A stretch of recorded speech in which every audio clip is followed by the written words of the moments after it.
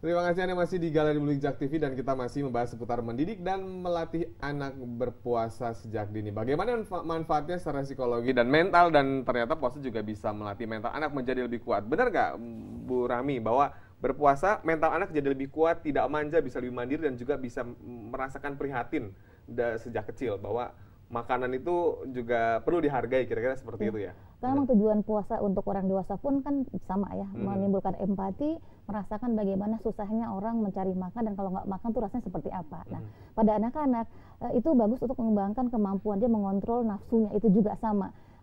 Bertambah usianya mereka harus bisa mengendalikan emosi, mengendalikan dorongan-dorongan bukan syahwat, dorongan-dorongan segera, misalkan mama mau beli ini, mau beli ini. Nah, tapi dengan mengajar anak berpuasa, lama-lama dia akan belajar untuk memiliki kesabaran dan tadi berempati bahwa dengan tuh kok lapar ya. Nah, makanya orang tua harus menggunakan momen ini sebagai memasukkan nilai spiritual beretika.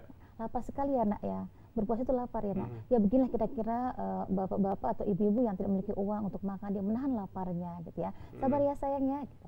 Tapi intinya ketika dia belajar berpuasa itu membuat dia juga merasa nyaman. Oleh karena itu sebelum berpuasa orang tua harus menyiapkan suasana berpuasa di rumah juga. Misalkan kami punya produk-produk bagaimana menghias rumah misalkan ya. Selamat berpuasa sayang, selamat berpuasa buah hatiku, kemudian mengecat rumah, kemudian memberikan hiasan sehingga puasa adalah sesuatu yang menyenangkan, bukan yang menyusahkan seperti itu. Puasa dibuat lebih menyenangkan. Suasana Ramadan sudah mulai dibentuk ya oleh orang tua. Oleh Nah, orang gimana tua. nih Mbak Ratna di rumah membentuk suasana Ramadan itu? Apakah selalu berbuka puasa bersama, sahur bersama, atau bagaimana ya kebiasaan di rumah? Kalau aku sih belum sampai sejauh itu, sejauh menghiasi rumah. Kayaknya itu ide yang bagus. Ini baru dapat ide dari Ibu. Kalau saya biasanya membiasakan anak-anak untuk sahur bersama. Kalau buka puasa mungkin jarang bisa bersama-sama karena pas ibunya ada acara di mana, bapaknya di mana. Tapi kalau sahur pasti bisa sama-sama. Pada saat itulah kita manfaatkan momen untuk sharing gitu di meja makan, gitu cerita tentang teman yang di sekolah, terus tentang pengalaman mereka selama puasa seperti apa. Itu momen yang jarang-jarang kita bisa dapatkan di luar bulan Ramadan gitu. Dan itu betul sekali itu mengajarkan anak untuk bersabar gitu. Kadang-kadang anak, oh lapar misalnya, ya sabar ya. Ini Reiki dan Kesia hanya merasakan cuma 1 bulan dalam 1 tahun. Teman-teman kalian yang tinggal di kolong jembatan, yang anak-anak jalanan, itu mereka setiap hari seperti ini. Mereka untuk mendapatkan makanan harus usaha dulu, minta ke orang yang lewat. Nah, berarti kalian harus bersyukur. Mereka sambil kur. Ya, memasukkan nilai-nilai Islam itu lewat tadi ya, apa yang praktek puasanya itu ya, seperti ya tadi lebih prihatin, lebih rasa simpati terhadap orang lain. Kalau sahur biasanya jam berapa nih Mbak Ratna? Kalau sahur aku sih mulai bangunnya jam 3. Tapi biasanya namanya anak-anak proses membangunkannya itu sudah butuh waktu ya. Jadi 3:30 paling baru bisa benar-benar nyawanya kumpul gitu mulai. Tapi bener ya, menarik ya Bu Rahmi, memasukkan nilai Islam lewat praktek puasa itu ya. Kegiatan-kegiatan seperti juga ibadah juga bisa mungkin anak-anak yang tadinya ibadahnya masih bolong-bolong atau tidak ibadah sama sekali. Nah, ini adalah momen yang tepat, kira-kira seperti itu. Ketika mereka diajarkan untuk belajar berpuasa ya, karena masih latihan, itu dikasih seperti kalender Ramadan misalkan. Jam berapa dia harus menghafalnya, membaca Iqra-nya. Kemudian nanti ada minggu keberapa kita pergi ke panti asuhan buka puasa bersama dengan anak yatim. Kapan kita memberikan sahur bersama. Tapi betul-betul puasa ini momen untuk tadi mengembangkan jiwa sosial.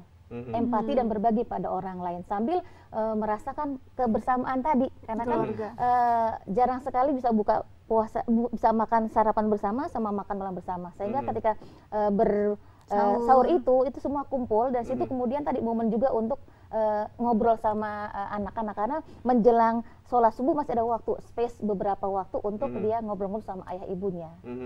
Jadi momen kebersamaan itu sebetulnya mahal ya di bulan ini ya. Artinya bisa dimanfaatkan semaksimal mungkin agar Anda dan putra-putri Anda juga menjadi lebih dekat. Nah, gimana nih dengan anak yang rewel? Artinya dia nggak mau puasa nih. Gimana yang harus disiasatinnya? Dalam psikologis ini kalau kita ingin membentuk sebuah tingkah laku, kan berpuasa tingkah laku juga. Ada yang namanya ABC, Affective Behavior, baru Kognitif. Efektifnya bagaimana dibikin suka dulu. Nah, jangan dibilang puasa itu nggak makan dari pagi sampai sore, enggak. Tapi dibilang bayangannya udah berat dulu ya, nggak makan. Lapar dong tuh, haus dong. Jadi berpuasa itu makan paginya dicepetin, makan siangnya dimundurin.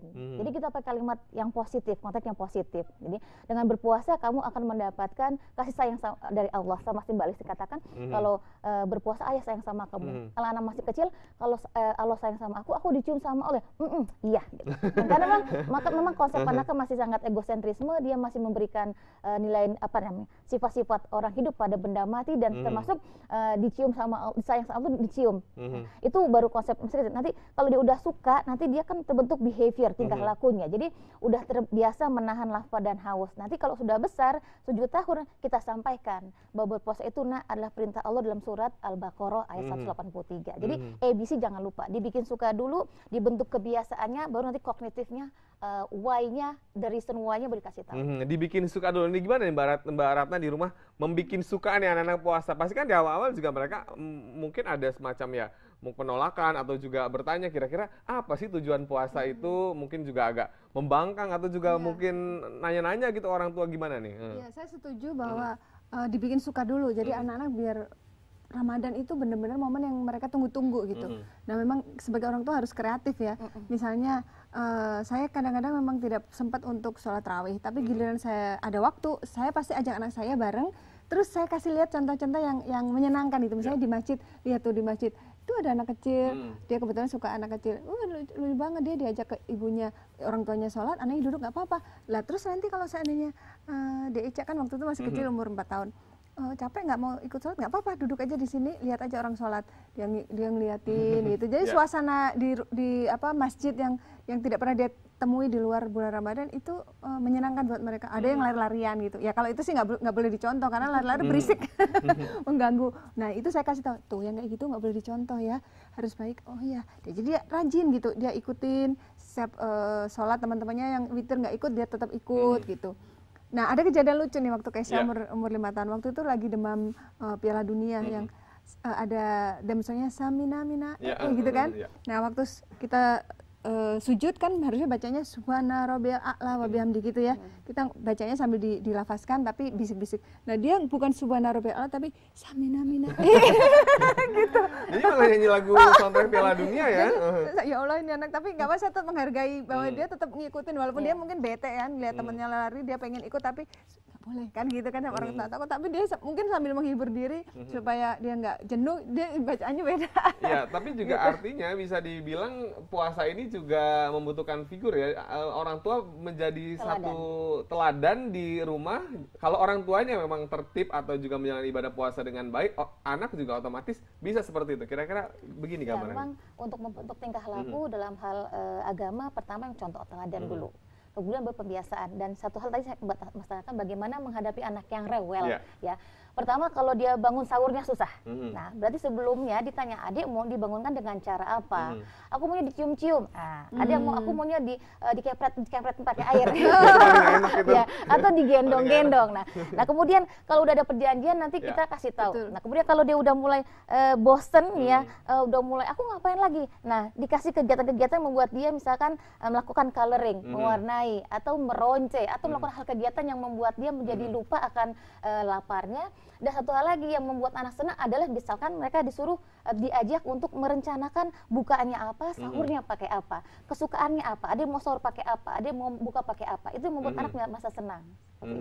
Sahur pakai apa, buka pakai apa ya, dijanjikan seperti itu nggak apa-apa ya. Dilibatkan juga untuk menyiapkan berbukanya takjilnya. Jadi dia merasa dia berarti dia bisa melakukan sesuatu yang dulunya kayaknya sama mbaknya nggak boleh bantu potong-motong, sekarang yuk sana motong cendolnya, motong apa namanya, cincaunya. Gitu. Dibikin kegiatan-kegiatan yang menyenangkan buat anak agar bisa lebih nggak kerasa waktunya. Kalau pagi kan anak-anak kadang-kadang terlalu hiperaktif ya, abis sahur anak-anak malah banyak yang main, ada yang main bola, ada yang jogging, ada yang lari, nanti jam 9 pagi udah mengeluh lemas karena udah banyak keluar keringat gitu nggak?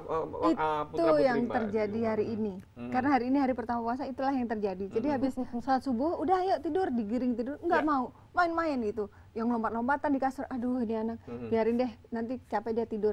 Kebetulan memang masih belum masuk sekolah, jadi udahlah aku kasih kebebasan. Biarkan saja, tapi dikasih warning gitu bahwa oke, ini boleh hanya sampai hari Minggu, karena hari Senin anak-anak sudah masuk sekolah, selesai subuh langsung tidur lagi, karena sebentar harus bangun karena harus ke sekolah gitu. Ya sudah, hari ini tadi masih bebas, jadi bangunnya jam berapa tadi? Jam 10 baru bangun. Itu pun mungkin sekarang dalam kondisi lemas ya, apalagi anak-anak yang ngebayangin. Soalnya saya pernah jadi waktu dulu, waktu masih anak-anak itu rasanya seperti itu. Jadi pagi terlalu hiperaktif, terlalu banyak main, akhirnya jam 10 sampai sini itu bertahan luar biasa, bisa-bisa. Perjuangan. Tapi bagaimana nih agar, saya ke Mbak Ratna dulu sebelum ke Mbak Rami, anak ini agar tetap fresh nih, makanan apa yang biasanya disajikan? Ya seperti idenya Ibu Rami bahwa anak-anak itu harus dibuat senang, dibuat komitmen dulu, maunya makan apa. Nah, dengan idenya dia makan apa, terus kita berusaha mewujudkan anak yang dilibatkan, itu mungkin akan membuat mereka juga semangat gitu menjalaninya tuh tetap dengan tetap harus berjuang, nggak boleh menyerah gitu. Nanti hadiahnya ada pada saat buka puasa, makanan yang paling dia sukai akan ada, seperti itu. Jadi ditanya dari sekarang, nanti mau buka pakai apa misalnya. Kalau Regi kan sukanya pakai ikan lele, oke, nanti kita masak ikan lele. Regi mau ikut lihat? Ya mau lihat misalnya. Terus dia lihat, oh taunya kan dia udah tersedia di meja, tapi di momen tertentu supaya dia nggak boring, dia harus lihat, oh ini loh hidupnya begini. Kita cara supaya dia bisa masuk ke wajan penggorengan, dia harus dibunuh dulu. Bismillah dulu bunuhnya gitu.